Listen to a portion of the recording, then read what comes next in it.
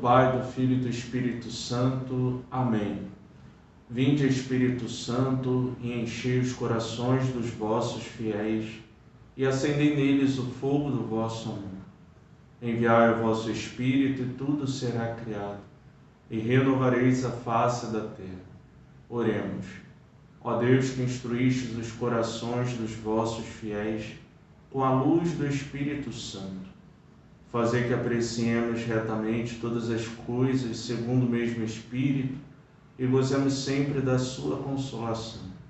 Por Cristo, Senhor nosso. Amém. Inspirai, Senhor, as nossas ações e ajudai-nos a realizá-las, para que em vós comece e termine tudo aquilo que fizermos. Em nome do Pai, do Filho e do Espírito Santo. Amém. Meus caros amigos, estamos aqui reunidos neste dia para mais um encontro da nossa Pastoral da Formação, nessa quarta-feira, em que nós nos dedicamos a aprofundarmos a nossa experiência com Deus. E no próximo domingo nós celebraremos a grande solenidade de Jesus Cristo, Rei do Universo. Essa festa que encerra o ano litúrgico, que a gente tem ainda a semana que decorre depois da festa de Cristo Rei, mas que já marca o encerramento do ano litúrgico, começando no próximo domingo, já o primeiro domingo do Advento, já no ano C. E a gente percebe que a partir da experiência do Advento, que a gente vê esse ciclo se fechar. Aquele menino Jesus que nós esperávamos no Advento, ele nasceu, ele cresceu, ele viveu o seu ministério, ele passou pelos lugares pregando, curando, levando uma palavra de vida, de esperança. E esse mesmo Jesus, ele morreu por nós, se entregou por nós e ressuscitou para a nossa salvação. E ele subiu aos céus e agora nós comemoramos nesta festa ele tomar posse de toda a glória que ele já tinha antes de vir ao mundo, e agora ele reassume essa glória junto do Pai, passando a reinar sobre todas as coisas, sobre todo o universo. E embora esse título de Cristo Rei, ele tenha a sua base na Sagrada Escritura, e também embora ele tenha a sua base na tradição da Igreja, que já utilizou de maneira muito larga, muito ampla, esse título associado a Jesus, essa festa é um pouco recente para nós. Ela foi instituída pelo Papa Pio XI no ano de 1925. E é interessante quando a gente pensa no contexto da época em que essa festa foi instituída, era um contexto onde a razão humana ela queria prevalecer sobre as realidades divinas. E assim aquilo que a igreja pregava como caminho de vida, como caminho de salvação, como verdade de fé, era plenamente questionado e rejeitado. E assim passou a reinar, a imperar nas mentes das pessoas uma mentalidade laicizada, ou seja, uma mentalidade que fugia completamente daquilo que a igreja pregava. E o Papa Pio XI, ao instituir essa festa de Cristo Rei, ele buscava reafirmar a soberania de Jesus, a soberania da fé sobre todas as realidades. Ele queria reafirmar que não é a razão humana que impera sobre todas as coisas, não é o desejo humano, não são os poderes humanos, mas um único e Senhor e Rei de todo o universo que deve reinar, que deve imperar sobre nossas vidas, sobre o mundo, sobre todas as realidades do universo. E vamos falar um pouco sobre as raízes bíblicas desse título. No Antigo Testamento, quando a gente vai ao livro do Êxodo, a gente observa o próprio Deus libertar o povo da escravidão que estava vivendo no Egito. E no deserto, Deus se manifesta a Moisés naquela grande teofania, naquela grande manifestação divina que a gente tem no Monte Sinai, e ali Deus firma um pacto de aliança com o povo. Um pacto baseado no amor que ele tinha para com o povo, no amor que ele tinha para com toda a humanidade, porque através do povo de Israel, o seu plano de salvação continuava a dar prosseguimento. É certo que ele já havia feito uma aliança com Noé e com Abraão, mas essa aliança feita com Moisés, ela selaria de uma maneira mais profunda e mais definitiva a sua aliança para com o povo, o seu compromisso de amor para com o povo. Porém, a gente percebe nas Sagradas Escrituras que por diversas vezes o povo se desviou da vontade de Deus. Se desviou daquilo que era planejado para ele, daquilo que era o caminho de salvação para ele. E assim o povo começou a olhar para os povos que circunvizinhavam eles, depois que se instalaram na terra prometida, e começaram a querer adotar alguns costumes daqueles povos. E dentre esses costumes, o modo de governo, que era um modo de governo baseado na monarquia, na existência de um rei. E assim eles vão até Deus, através da figura de Samuel, e pedem que Samuel também dê a eles um rei. E assim eles meio que tomaram para si essa realidade humana e acabaram por rejeitar o próprio Deus. É o que a gente observa, como eu falava, em 1 Samuel, capítulo 8, os versículos de 4 a 9. Vamos ler 1 Samuel 4, 8, de 4 a 9. Então todos os anciãos de Israel se reuniram e foram ao encontro de Samuel em Ramá, e disseram-lhe: Tu envelheceste, e os teus filhos não seguem o teu exemplo. Agora, portanto, constitui sobre nós um rei, que exerça a justiça entre nós, como acontece em todas as nações. Mas esta expressão, constitui sobre nós um rei, que exerça a justiça entre nós, desagradou a Samuel, e ele então invocou a Adonai. Adonai, porém, disse a Samuel: Atende a tudo que te diz o povo, porque não é a ti que eles rejeitam, mas é a mim que eles rejeitam, porque não querem mais que eu reine sobre eles. Então o povo rejeita simplesmente o reinado que o próprio Senhor, o próprio Deus, tinha nas suas vidas.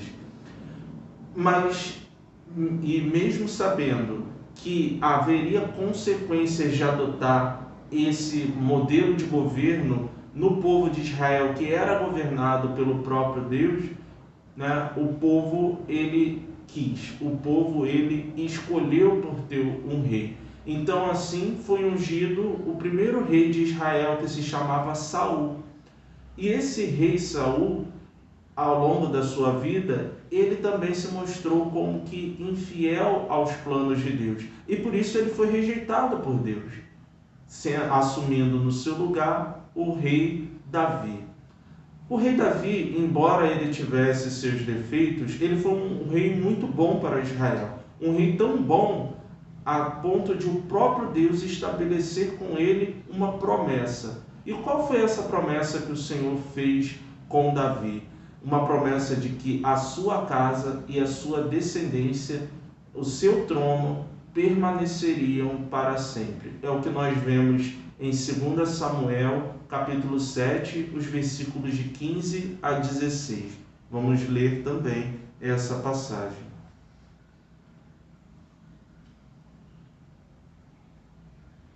Minha fidelidade não se afastará dele, como a tirei de Saul, e que afastei de diante de ti. A tua casa e a tua realeza subsistirão para sempre diante de ti, e o teu trono se estabelecerá para sempre. Essa foi a promessa que o Senhor fez com o rei Davi, de que a sua descendência ela permaneceria no trono para todo sempre.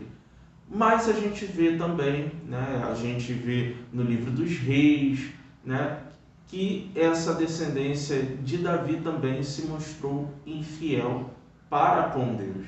e assim a gente tem algumas consequências para com o povo. A primeira consequência para com o povo de Israel foi a divisão interna. Então a gente observa que foram divididos em dois reinos, o reino do norte e o reino do sul. Então não mais os filhos de Israel eles estavam unidos como as 12 tribos escolhidas por Deus, mas eles estavam divididos entre si, divididos entre dois reinos. E essa divisão gera também outras consequências. Por quê? Porque quando há essa divisão, eles tendem a formar algumas alianças, e assim essas alianças meio que contaminam eles e causando também uma outra consequência mais grave ainda, que foram as invasões. E assim o reino de Israel, ele meio que foi atingido por várias e várias dominações. Em primeiro lugar, caiu o reino do norte, invadido pelos assírios. E depois de um tempo, também o reino do sul cai e é invadido pelos babilônios, com aquele rei que a gente ouve muitas vezes falar na liturgia, que se chama Nabucodonosor. E essa invasão babilônia levou o povo cativo para a Babilônia. E ali, podemos dizer que após essas dominações, o povo de Israel, ali naquele contexto no Antigo Testamento, nunca teve mais uma liberdade plena, mas ele sempre esteve submisso a algum outro povo, né? Depois da dominação babilônica veio a dominação persa, depois a dominação grega, depois a dominação romana. Sempre teve algum tipo de dominação, nunca teve plena liberdade. E dentre essas dominações, algumas delas constituíram como que novos reis para Israel, porém reis que não faziam parte da dinastia de Davi, como é o caso do rei Herodes. E a gente pode se perguntar, diante disso tudo, diante desse contexto de dominação, de submissão do povo, onde que fica a promessa de Deus feita a Davi? Essa promessa não deveria permanecer, não deveria continuar? A gente não deveria ver os frutos dessa promessa? A partir do período do exílio babilônico, sobretudo na literatura dos profetas, com Isaías, com Daniel, a gente começa a aparecer uma crença e uma expectativa na chegada de um Messias, de um ungido de Deus, de um enviado por Deus, que deveria vir para dominar sobre todas as coisas, que deveria vir para reinar sobre Israel, libertando o povo de toda a escravidão, de toda a submissão e garantindo ao povo a prosperidade, garantindo para eles a liberdade, garantindo para o povo a paz, através, é claro, da derrota das forças inimigas que vinham contra Israel. É o que a gente observa, por exemplo, em Daniel 7, de 13 a 14. Vamos ler também essa passagem para nos ajudar a compreender melhor o tema. Eu continuava contemplando nas minhas visões noturnas, quando notei, vindo sobre as nuvens do céu, um como filho de homem. Ele adiantou-se até o ancião e foi introduzido à sua presença. A ele foi outorgado o poder, a honra e o reino. E todos os povos, nações e línguas o serviram. Seu império é império eterno, que jamais passará, e seu reino jamais será destruído. Então começou a surgir no povo essa expectativa da vinda desse Messias, a expectativa desse que seria o libertador. E assim, na plenitude dos tempos, Deus enviou o seu próprio Filho ao mundo, nascido da Virgem Maria, para que a partir da sua vida, essa promessa de Deus pudesse se concretizar de maneira absoluta para o povo de Israel, mas não só para eles, mas também para nós. E durante a vida pública de Jesus, ele se debruçou, se empenhou para anunciar o reino de Deus. Porém, ele mesmo afirmou diante de Pilatos que o reino dele não é reino deste mundo. Não é um reino construído de ouro, de prata, não é um reino que tem grandes construções, castelos, aquele trono, aquela glória feita pelo poder humano. E a gente sabe que não há, desde que seja vivido de uma maneira justa, que valorize um povo, problemas, né, no sistema, poderíamos dizer assim, né, claro, na monarquia, porque tiveram até reis que foram santos, então não é impossível, né, um rei ser justo, ser santo, conduzir o povo na santidade. Porém, o reinado desses reis humanos, eles em nada se comparam com o reinado do próprio Cristo, porque o seu reinado, ele se realiza sobretudo quando ele na cruz, ele derramou o seu sangue por cada um de nós. E ali na cruz ele venceu aquele único inimigo que nenhum poder humano poderia derrotar, que era a morte e o pecado.